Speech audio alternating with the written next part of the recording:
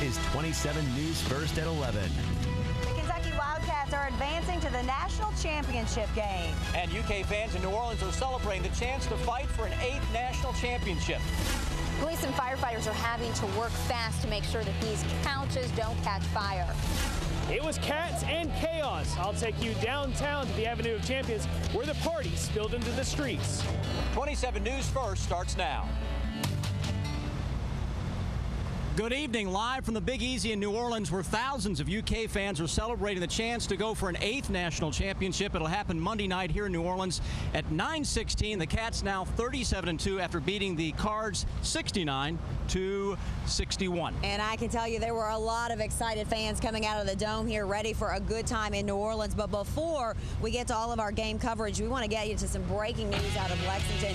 Post-game celebrations have turned dangerous in parts of downtown. Take a look. Our officer Don shot this video from 27 Sky First shortly after UK's win over Louisville. While there was celebrating and some couches burned in other parts of the city, this area of State Street is where things got out of hand tonight. Crowds set fires and even overturned a car. State Street is on the way in from Limestone as you head into downtown. It's between Con Terrace and University, so it's right before you get to the medical centers on the opposite side of the medical centers. As you can see from Sky First, the flashing lights of fire trucks, they had a really tough time tonight trying to get to scenes because of the crowds in the streets. Let's also take a look at some eyewitness pictures and videos we've got of the destruction as well. A really unfortunate situation here happening on State Street where apparently some fans flipped a car.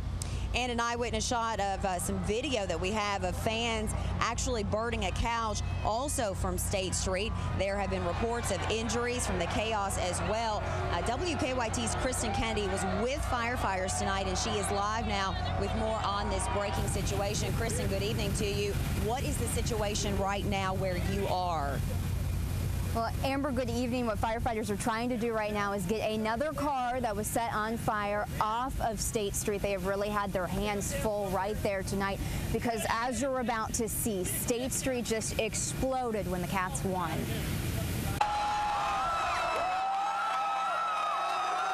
Our cameras caught it all in the heart of student housing right on State Street and Elizabeth. Celebrations turned to riots. Watch as students jumped on this fire department SUV. Thankfully, police in full riot gear were able to get us out safely. We have engines running up and down here, commanders running up and down here, responded to everything that we find or that we hear about. We're putting them out and dragging them out to where streets and roads can load them up and take them away. Firefighters then had to turn their attention to reports of couch burnings. Students overturned one car and through it all, they are saying this could have been a lot worse. We've been in the middle of this. A lot of people are patting us on the back, thanking us. The kids that are around the fires are moving back. They're being pretty respectful right now. Now, last we checked, police were trying to get a tow truck onto State Street to get some of those overturned cars out of there. Live in Lexington, Kristen Kennedy, WKYT 27 News First.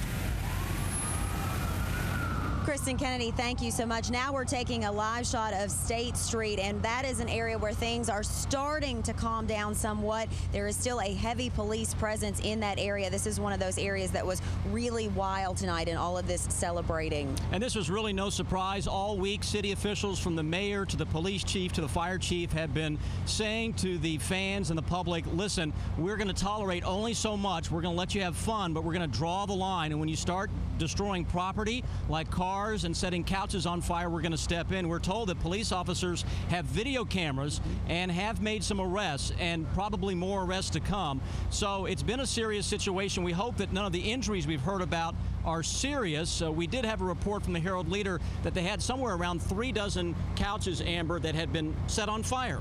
And we're being told from our people that are out and about on the street that from police that part of the problem out there is that things are actually being tossed at the police, and so they're trying to do their job, but now they're also encountering some dangerous situations themselves as well. Again, but that is the live look there at State Street, where hopefully things are starting to calm down. Back here in New Orleans, a big win tonight. It sure was a big win. In fact, Dave Baker just telling us that it's the largest number of wins ever by a UK basketball program. Let's turn it over to our experts in sports, our Mr. Rob Bromley and Dave Baker standing by now, more live from New Orleans. Gentlemen.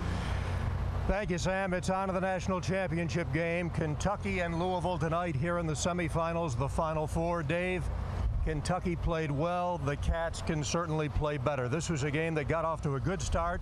Second half got off to a good start, but it still took a good run there in the last 9 minutes to put away a pesky Louisville team, 69-61. Absolutely. I want to defer 1 minute. Both these teams showed incredible class. And the stuff that's going on downtown shouldn't be tolerated. If people are out there and they've got cameras, help the police. Get pictures of people. This is not the way we do things. Right. And it shouldn't be. It's no celebration or anything. It's just a bunch of lawless people that are out there trying to take advantage of a situation. And it's time we cleaned up Dodge City. What about the way John Calipari's team took control after it was tied up at 49? And Louisville did a great job to come from 13 down and tie the game. Well, they came back from 10 down in the first half, as you remember, Rob. It looked like Kentucky was going to run away from it.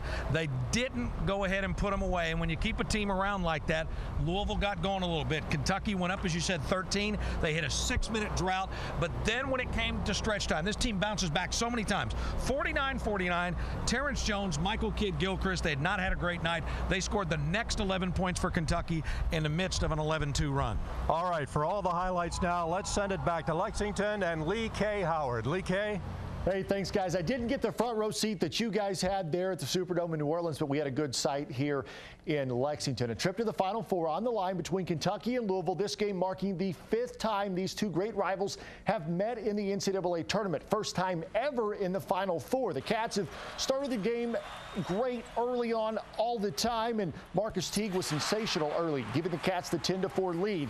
Anthony Davis then backing down on Gorgie Jang and hits the baby hook. Davis with a monster night. Cats by 8. UK running. Terrence Jones with the slam, and the lead has grown to 10, 16-6. But Louisville would counter with Wayne Blackshear. The drive and the dunk. Nice game by the freshman. Speaking of great freshmen, Anthony Davis with the lob, and he knows what to do with it. Back to a 10-point lead, but Louisville clawing their way back.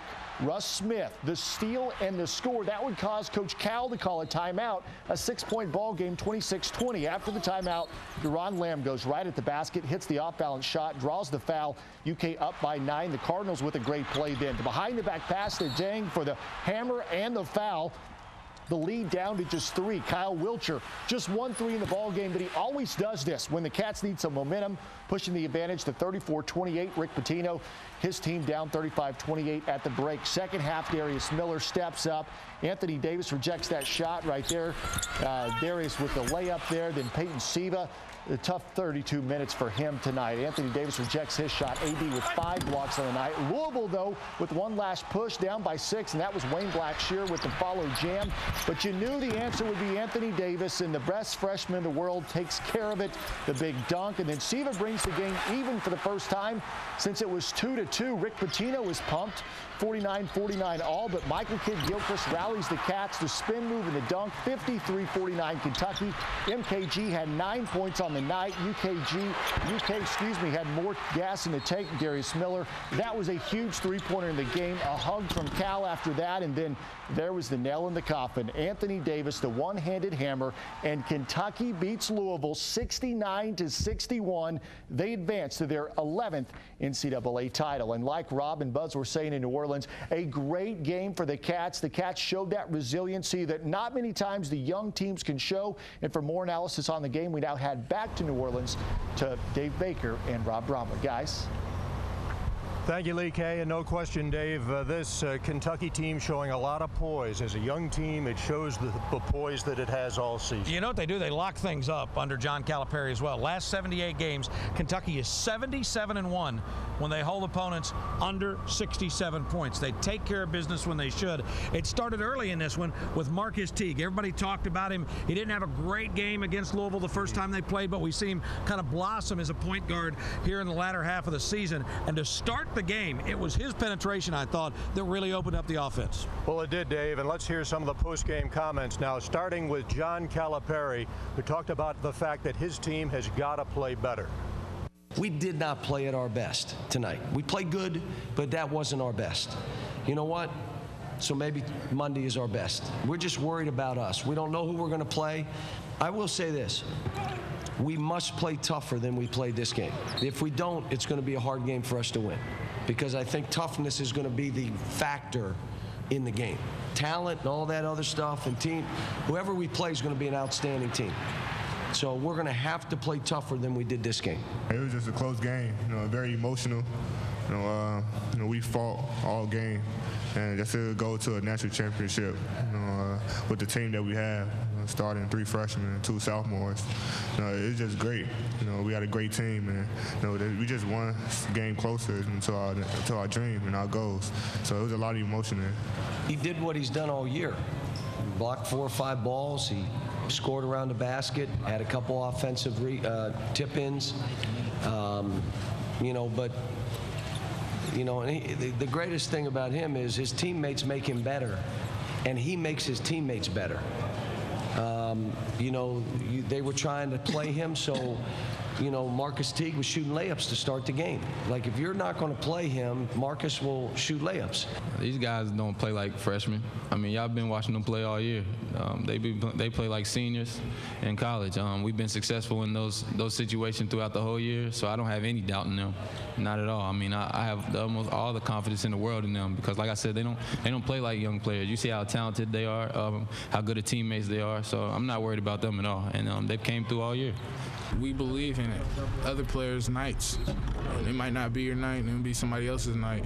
And so that's just how we play around that. If it's that person's night, you respect it, and we'll go through that person, and you'll just try to keep fighting until you feel you're ready to go.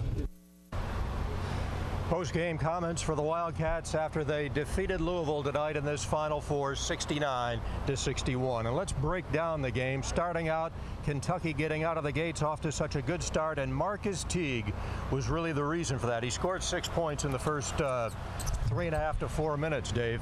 Everybody had 4 assists in the first half. Everybody talked about Peyton Siva's penetration, but Marcus Teague, who did not play that well in game 1, he was really something. I mean, 4 of 8 from the field. He had 2 rebounds. He had 5 assists, and just 2 turnovers, and that's the kind of margin he has had all throughout the postseason. Anthony Davis really had the kind of game that he's had pretty much all season long for this Kentucky team. 20th double-double. Now think about this for Anthony Davis. All the attention he's gotten this week. He's gotten every major Player of the Year award. He was going to be a focal point.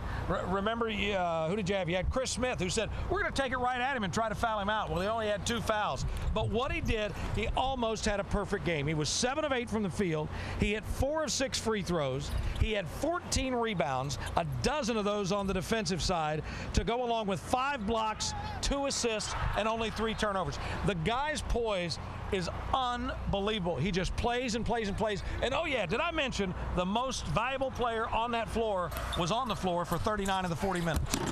Louisville had hoped to get him in foul trouble, couldn't do it.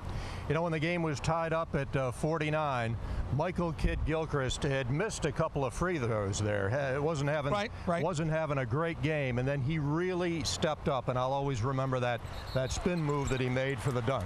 It was not only Michael Kidd-Gilchrist, but Terrence Jones. Both those guys really having so-so nights. Kentucky and Louisville tied 49-49. Kentucky goes on an 11-2 run, and it was Kidd-Gilchrist and Jones who had all 11 of those points in that spurt. They're guys, and I talked to Terrence about it after the game, for guys that have gotten all this attention in AAU ball, for guys that have so much ability, if it's not going well, they don't get frustrated, they don't get selfish, they don't take bad shots, they just play and play and play, and that's one of the things John Calipari doesn't get enough credit for. And again, Darius Miller steps up tonight. That three-pointer that he hit down the stretch was one big shot, and he has done it in the clutch. He did it again here tonight in the Final Four. Now, he's done it in the clutch, but think about this now. Remember back a year ago, Cal took him to task publicly when he didn't take that shot and he made that bad pass at the end of the Ole Miss game. Remember that? Right. And he said, you got to take it. How can you not take the shot? And he went through all this criticism. And time after time this year, he's hit big shot after big shot. He was 4 of 7 from the field. He hit all 4 of his free throws. He had 13 total points. He has come up oh so big in this postseason for Kentucky. Kentucky 69 and Louisville 61. It is amazing how close the score was to the time they played back on New Year's Eve. You're right. It was only 1 point off. It was 69-62. But it's on now to the national championship game to take on the Kansas Jayhawks. And in this game, the second semifinal tonight, it sure looked for a lot of the game like it was going to be Ohio State. But that's not the way it turned out, as Kansas was able to come from 5 or 6 points down in the last few minutes to pull it out. Now, if